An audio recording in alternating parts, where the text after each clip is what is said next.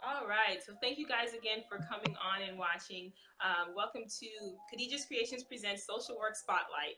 And this is a show, an interview-based show where we spotlight various social workers in the state of Florida. And so our first interview is with the one and only Miss Dhaima Chin. Welcome. Thank you, thank you, thank you. So what I'm going to do is, if you don't mind, I'm going to read a little bit of your bio from your book, and then we'll get on to the interview. Sounds good? Yes, All right. And is it okay if we call you Dee Dee? Do you want us to know you as Dee Dee or Daima? Dee Dee, of course, yes. So, Miss Dhaima Chin, also known as Dee Dee, is a passionate, licensed clinical social worker and qualified supervisor and leader who is frequently called upon for her knowledge. She is the founder of Miami Counseling Services, LLC, which provides services to patients battling mental disorder and mental illness. Dhaima is also a co founder of Test Prep Central, where she assists other social workers who are seeking licensure with exam prep courses. Dhaima is an alumni of FAU, Florida Atlantic University, and was renowned the 2019 Alumni of the Year Award. Congratulations. Thank you. She is a member of various social organizations and associations, one of which includes National Black Association of Social Workers, South Florida, Social Workers Connect, Black Girls in Social Work, and various more. Dee Dee, thank you so much for coming on. Thank you. Such an honor. Thank you so much. Absolutely. So you are now an author. Wow. And this is her book, you guys. Talk to us about the process of becoming an author. First of all, I want to say thank you for allowing me to have a spotlight on your show. So I appreciate that, number one. Um, Number two is what made me write this book is because so many people reached out to me and say, hey, how did you start, or what did you do, so this is basically my journey in social work. How did I overcome certain things? Because people might see me now like, oh my gosh, you know, this is so great that you're doing all these things, you're in so many organizations, but they don't see what the work had to take behind the scenes. So I always want to say, hey, this is where I started. I had a humble start. I used to work at a child welfare agency, which I love totally. But unfortunately, my bills, at the end of the day, we always say, there's a myth that happens. People say social workers don't make any money. That's Right. totally a myth. And I want to prove to people, and I show people in the book how I went ahead and made money, how social work has helped me in so many different parts of my life, so many different aspects. And you talk a lot, and I had the privilege of not only purchasing but reading through your book. You talked about some of the stereotypes that come with social work. So I don't want to, even though this is a show that spotlights social workers, I know and you know as well, a lot of people don't know what social work is, or even that at a master's level, that's a 6-year degree. And after your master's, you need to be registered with the state as an intern. You need clinical hours. You need supervision, and then you take a licensing exam. So can you just in a maybe a sentence or two describe what a master's level or a licensed social worker is? Okay, well, and it's just exactly what you said it. Basically, you go to school, you finish you go to school, you finish your internship, you finish all this lovely things of schooling. And I tell people the journey just begins after you finish school. You think, oh, I'm done with school, I don't have to worry about it no more. No, this is when your journey actually just begins, because you get a chance to mold yourself and figure out exactly what is it I want. What population I want to work with. This actually helps you to find your niche. What am I good at? What doesn't drain me? What do I want to help? Who do I want to help? Who do I want to serve? It actually gives you that spotlight of saying, who do I want to serve? So you get a chance to say, okay, this is the population I want to serve. This is who I want to, do what I want to do with this population. How can I best help to solve their problems? So the key is, soon as you finish school, I tell everybody, as soon as you finish school, let's be a registered intern. So if you decide therapy is my thing, or even not, even if you say, hey, I want to do a higher role in administration, you really want to make sure you get your license. That's the goal. So you want to make sure you go get your be a registered intern, and you have to have a supervisor. So you'll go ahead and do your due diligence and find you a best supervisor that you can find to help you out in your issues, whatever whatever niche you have. So you want to figure out okay, so if you know, hey, I like to work with the population of the elderly, then you find somebody who's working with that population and you pick that person as your supervisor, because that person can then tell you and teach you everything you need to know about that. If you had questions about that, they're well educated, well rounded in that. So you want to make sure you pick your supervisor. Really important on how you pick because you want to be open and honest too. You want to find somebody that you're comfortable with, that you're able to talk to about anything, because you need to be able to leave yourself vulnerable too at the same time. Supervision is a two-way process. So you're learning, but at the same time, you're learning yourself too. So you want to make sure you pick that supervisor, get a great supervisor, as you're usually with that person for 2 years. So sometimes you have free supervision at your job, which is awesome, and sometimes you don't. So sometimes you have to pay out of pocket, and that too itself is awesome too, because you get a chance to pick and be picky. I tell people, be picky. Don't pick the first supervisor you call and say, hey, it's great to ask them what their price is, but it's too, you want to know, hey, what's your background?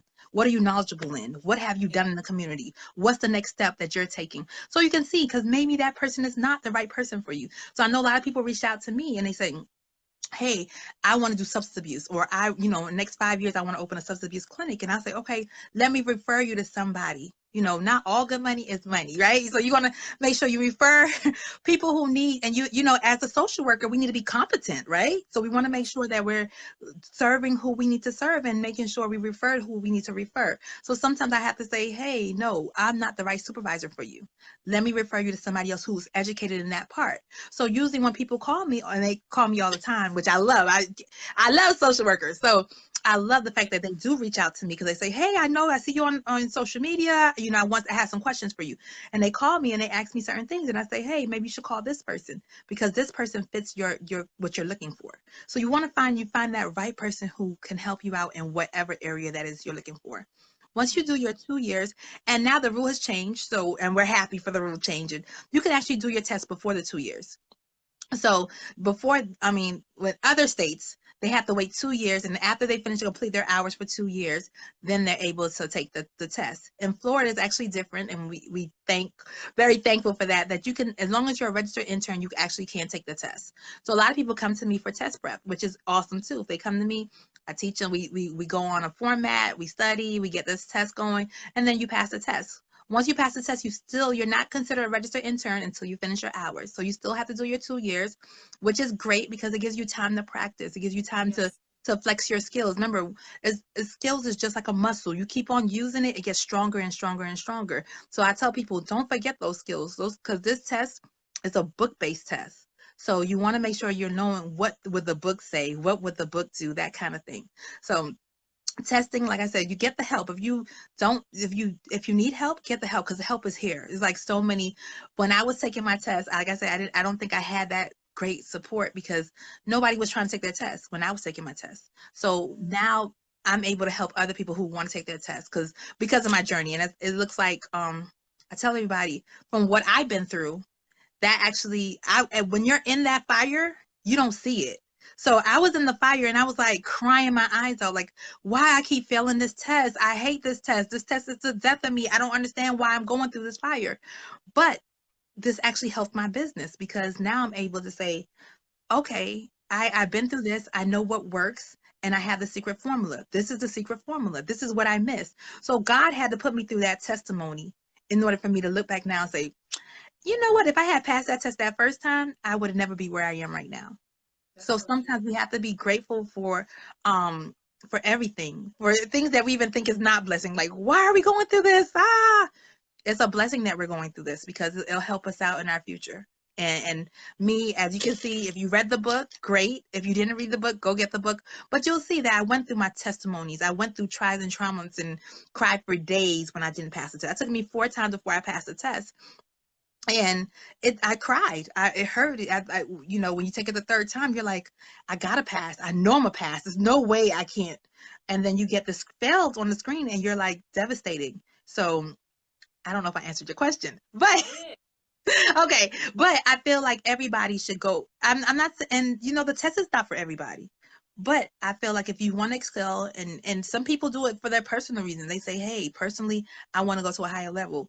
Get the test underneath your belt. Even if your job say, hey, I don't need it, it's okay, get it, because at the end of the day, if they decide they need it, or another position that got available, you put yourself in a position to be open for that. So you want to make sure that you make putting yourself in the right position so when a door does open, you're ready for it. Or you create your door. So imagine if you Yeah. were just W and you wrote a book, it wouldn't have as much clout in our profession or in other professions as an LCSW does. So it's so important. Yeah. So you mentioned, and I don't want to give too much away of the book because we want people to go and buy it. But you mentioned, and you said it already, throughout the interview, that you failed the test several times. And for those who don't know, it's not just going and taking the test and failing, but there's a cost to the test. And then Yes. if I'm not mistaken, isn't there a certain window of time that you have to wait in between taking the test again if you fail? That is correct. So it's a cost to the test, number one. So you have to pay this money out your pocket again. Um, And number two, you have to wait 90 days. So if you take the test, it's not like you go back tomorrow and say, oh, and I already know what I did wrong. You have to wait the 90 days, which is discouraging to you. It's heartbreaking. I mean, I'm going to be honest with you. This book, writing this book, it brought me back to all those times. And I felt like, wow. I felt like I didn't want to do it. Like especially after the third time, I felt like you know what, I'm not even gonna worry about this. So it's very discouraging. It takes a blow. Like it really hurts your self-esteem because you're like, I'm such a good therapist. I know what I'm doing. I help people out every day. And then that happens to you. You're like, wow, maybe I'm not. Maybe I'm not good enough. Maybe this is not what I need to do. Maybe I need to do something else. So it second guesses you. So it tests your patience. So like I said, but like Wanda said, trust the process. Yes, you have to trust the process because I feel like it's meant to be. It was meant for me to fail all those times because I wouldn't, like I said, I wouldn't be the person. I don't think I ever even be compassionate because right now when somebody comes to my class and they say, hey, I failed the test, that compassion comes out because I know I've been there. So I'm like, Yes. it's okay, you failed the test. Let me give you a hug, cry for 2 days, and let's get up and put on our pants now. Let's jump back on that horse. And people say, wow, how can you do that? I can do that because I've been there. I've been where you are. I've been in your shoes before. So I know people around you who haven't never taken this test or who never been through that journey before, they don't know what you're going through. But I understand. Yeah.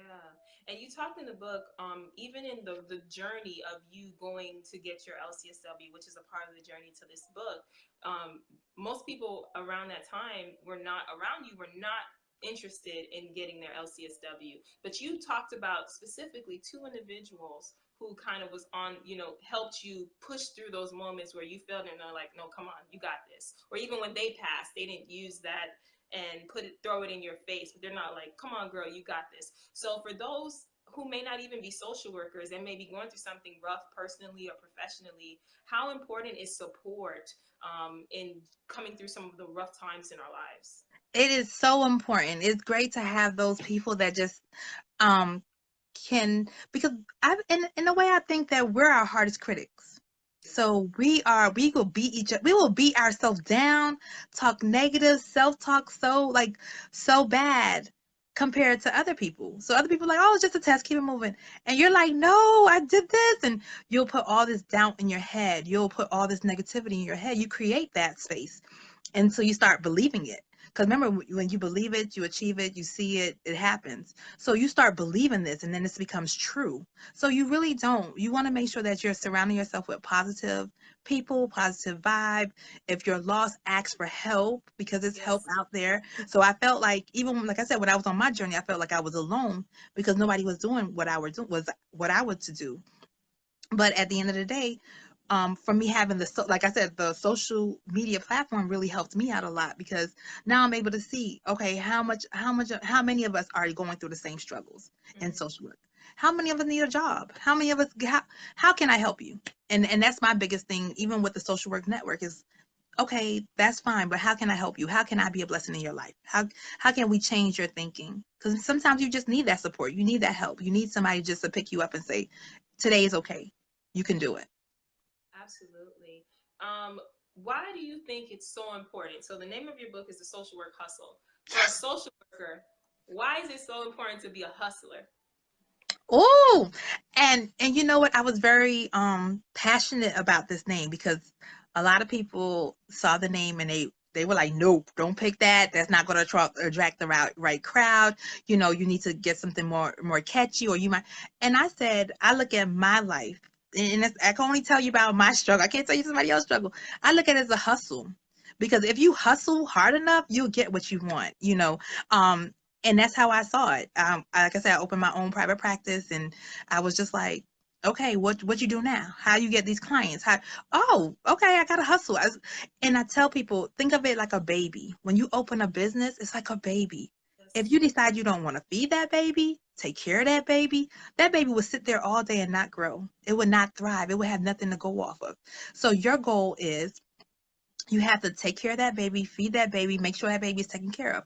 So even when I go to my 9 to 5 every day, my job starts when I finish my 9 to 5. Like, we start the day. This is my hustle time. This is my hustle. So I'm not telling you, and that's why I say I don't knock anybody from having a 9 to 5. 9 to 5 is great. You know, hey, you want certain things. Hey, you have your 9 to 5. But I realize if I hustle long hard enough, then I don't have to have a 9 to 5. I can actually just do my hustle, because my hustle is good. The hustle is the hustle. So you pull it up and you just keep it moving, and you make it work for you. And Yeah. that's the reason why I want to name a hustle, because it's not going to come easy. You're going to have days you're going to be like, I don't want to do this. It's too hard. Why have to fight with this? Even when it comes to like billing insurance, the private practice world is a hustle. You know, even I can tell you other supervisors, supervision is a hustle, because you have to hustle to figure out, okay, is this the right client for me? Is this the right student for me? Because at the end of the day, being a supervisor, my license is on your license if I pick you as a supervisee.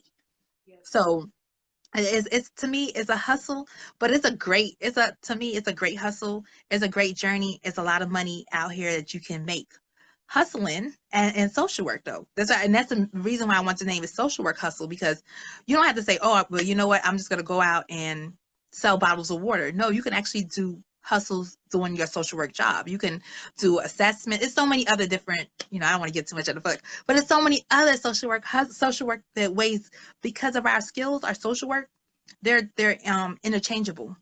So it's so Yes. many other different ways you can use your skills. You have to figure out what skill you want to use and the best way to use it. Absolutely. And hustle, and as I said before, creating your door, all of that is inclusive. You take your skills. 9 to 5 normally has a job description, so it's pretty limiting. This is what you're going to do. These are your hours that you're going to work, but that doesn't mean that's all that you do. And Yes. so, like you said, you can use your skills of assessment, you can use your interviewing skills and create. Hmm. You can do whatever you want. Literally, you're the limit. But if you don't put yourself in certain spaces, then Yes. that opportunity is not even going to be able to be something, if that makes sense. Yes, exactly. Yes, yes, yes. And I always tell people the hustle maybe shouldn't even last forever. My hustle is for me to plant a seed, water that seed, feed that seed, and then watch that seed grow. So later on I can reap the benefits. So I'm watching my plant grow, and I'm saying, wow, this is awesome that I can reap all these benefits from my plant. But it's weird because I don't it's me as a person, I don't want to just eat for me. I want to have enough fruit for everybody. So I can say, hey, Shara, let me give you some of my fruit. Oh, you can have this fruit. But then I'm giving you the fruit so you can have a seed so you can plant it for yourself. So you can Yes. do something bigger and better. I tell all my supervisees, I don't want you to be like me. I want you to be better than me. I need you to be better than me. Not like me, because I can show you what I did and you can read it in the book, but I want you to be better than me. So my goal is to give you the apple so you can plant the seed and you can eat your own fruits.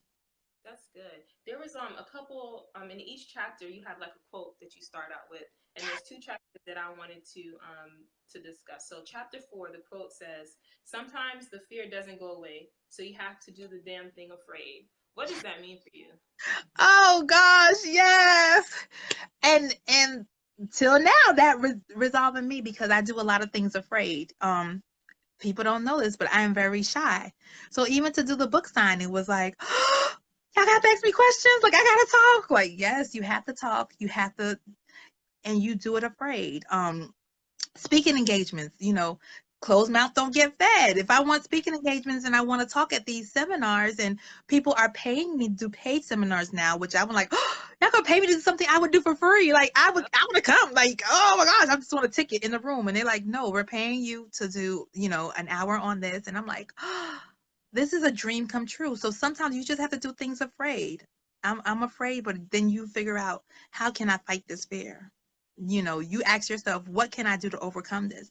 Yes, it takes a lot. It takes prayer. Maybe you need to go to some lessons to learn. Because me, I'm a fast talker, so I have to sometimes slow myself down and say, hey, Dee Dee, you're talking too fast. Some people don't understand what's going on. So you just bring yourself back, but you can do it. You still have to push on, even though you're afraid. That's true. So you talked about fear, anxiety, being afraid several times in the book too. In this process of writing this book, as this was a fear move, did you have to, or did you choose to seek out your own therapist or counselor, or how did you support your mentality or your mental health through this process? Oh, thank you. And I would say shout out to my mentor because several times I was like, I don't want to be vulnerable. So this is a vulnerability because you have to understand the backlash. So when people read my book, they're like, oh, I didn't know this. And that means she didn't, you have to figure out the other side. So a lot of times I saw myself taking out stuff like, oh, I don't want to tell them too much. Maybe I shouldn't write this. Or even the flip side of it is like when I curse, because in the book it does have curse words. So my mom had to read that book. My mom is a Christian. I was like, when she read it, I was like, oh, no, you don't have to read the book. Like, no, don't read the book. Because I was thinking about the backlash and I was like, Dee Dee, but this is your truth. Yes. So even when my mentor read the book, my mentor was like, no, you're not taking out the curse words. You're leaving the curse words because that's how you felt. You're going to write your truth and people are going to accept your truth or they're going to say, no, they don't like it. And it's okay because the book is not for everybody. The book is for people. Don't get me wrong, for social workers, but the book is not it's not going to reside with everybody like it is. So, like I said before, I just feel like you do need that support team.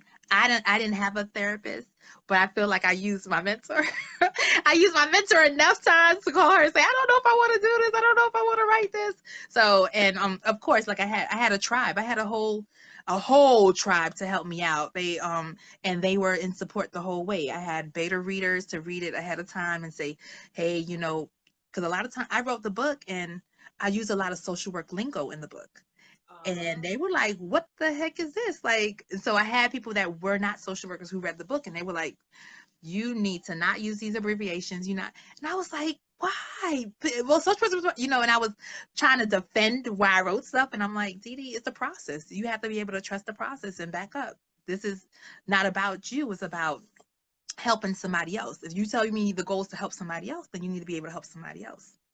So it was me not being very judgmental on myself. I couldn't be hard on myself, but at the same time, it wasn't like, see, you writing it for yourself. It's not your diary. Put it like that.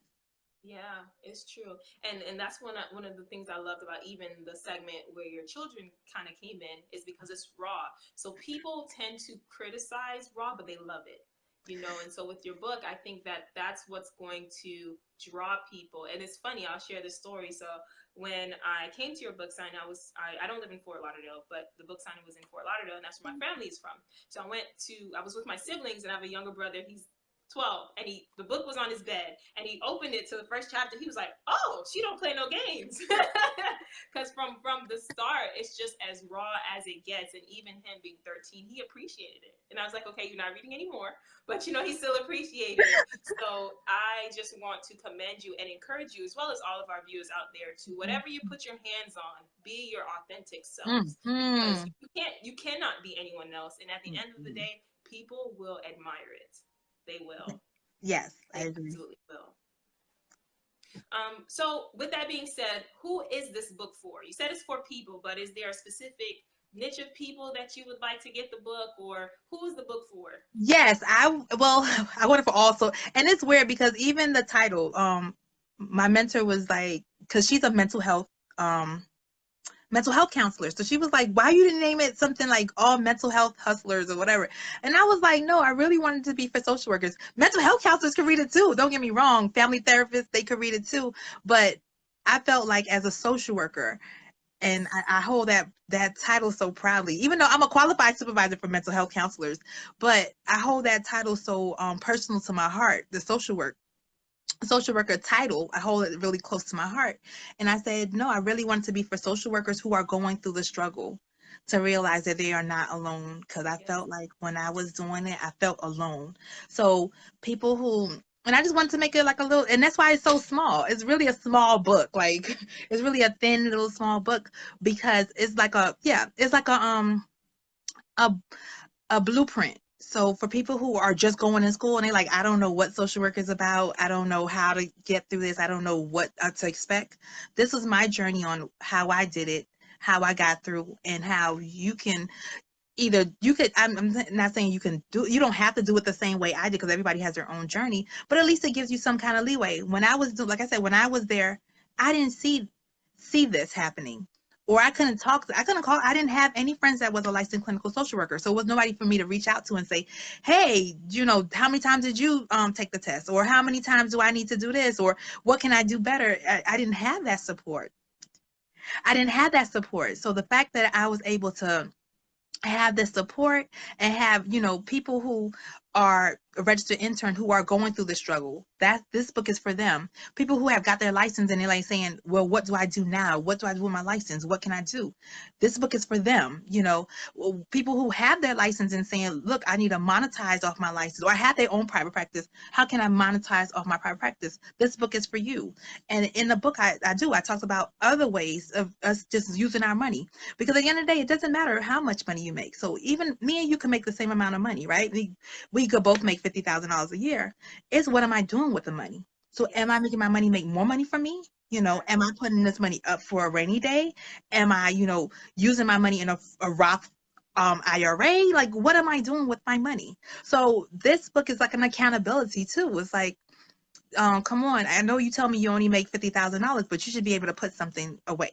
So I don't want social workers to think, look, we just work to pay bills. No, we work just like everybody else in other different arenas. They work, they enjoy their life, and they're also able to make money for us. So I think as social workers, sometimes we don't financially look at that side. We're like, oh no, we don't make enough money, or they don't figure out what other way can we make it. We don't figure that out.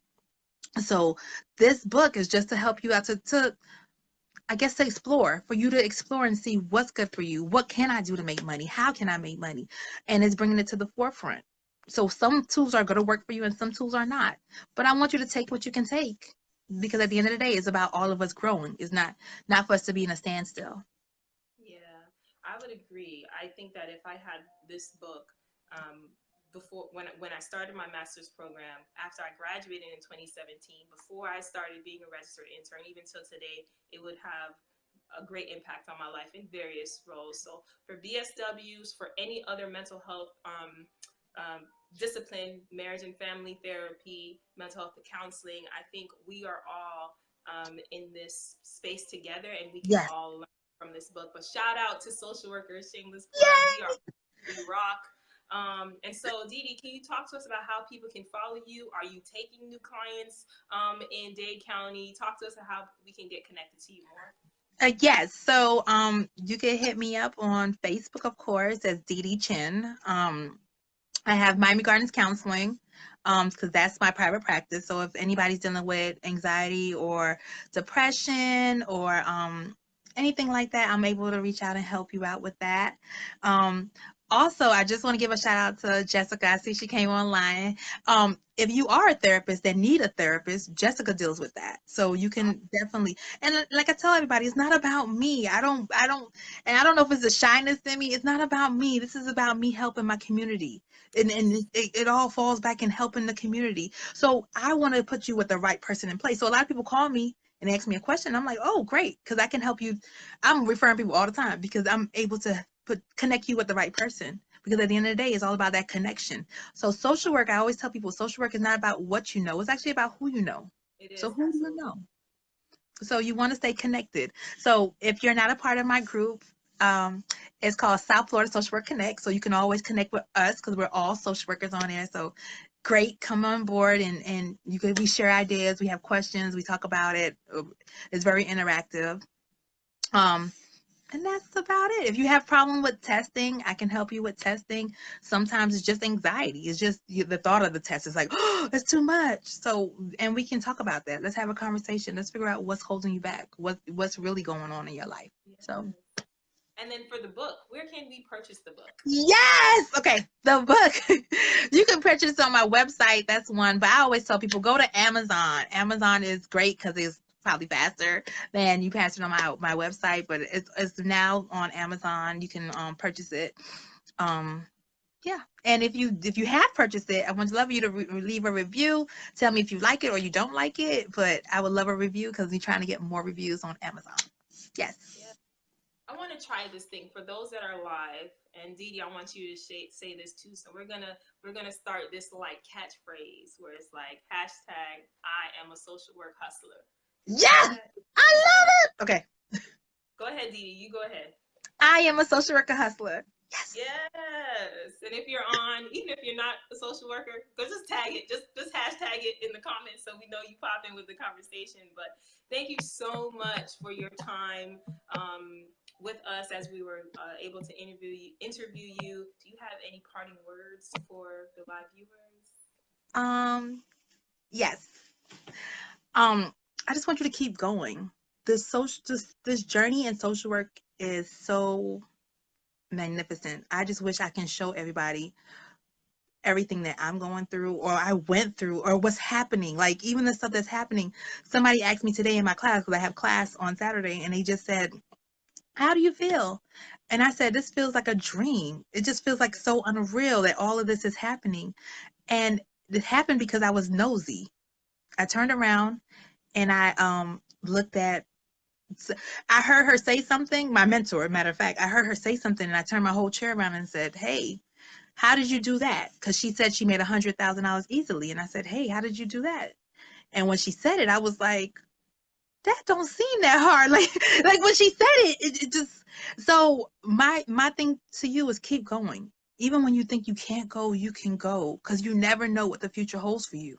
It's so many possibilities, so many doors can be open. So keep going, keep pushing. It's worth it. I tell people at the end of the rainbow, it's so worth it. I don't even know if I wouldn't say I'm at the end of my rainbow, but I feel like, when people say, what is your definition of success? And Mm-hmm. you have to figure out what your definition. So even if I sold only 2 books, I feel successful because I was able to get my word around. I was able to get my voice heard. So I feel like, oh man, I'm successful because I did that. So I accomplished a dream that I never thought I would. I never thought I would be able to write. And there was last year, this time was the book was the farthest thing from my mind. But as the doors open, you're like, wow, this is what we need to do. This is so magnificent. This is great that I can help somebody. Even people I don't know, they can hear my voice. They can hear what's going on. They can be. Hopefully the story is inspirational for you to Yeah. say, I can push on. If you did it and you did it 4 times and I could do it, then so this and I want it because like I said, it's my truth. It's what I went through. So nobody can tell me any different. I went through the heartache. I went through that. But at the end of the day, I have seen so much things blossom. I'm like, well, thank you. I have to be thankful for what I got. So I want everybody to think about the future. Number one, that you can do it. Number one, you can definitely do it. Number two, I want you to be able to keep pushing. Like, don't stop. Wherever you are right now, the next year, you never know what can hold for you. So I want you to keep pushing and whatever you're doing, whatever hustle you got going on, or whatever dream, like, oh, I never thought I can do this. I want you to keep pushing. That's number two. Number three, I want you to be able to be real to yourself. Regardless what everybody else think about you, it doesn't matter. You are your own self. So go out and be great. That's it. Hashtag I am a social work hustler. Yes, I am. Yes. Awesome. Well, guys, thank you so much for watching today's installment of our interview for Social Work Spotlight. We love our profession, so shout out to all social workers throughout the U.S. and beyond. Until next time, Dee Dee, thank you again for your time, and we'll be in touch. Thank you.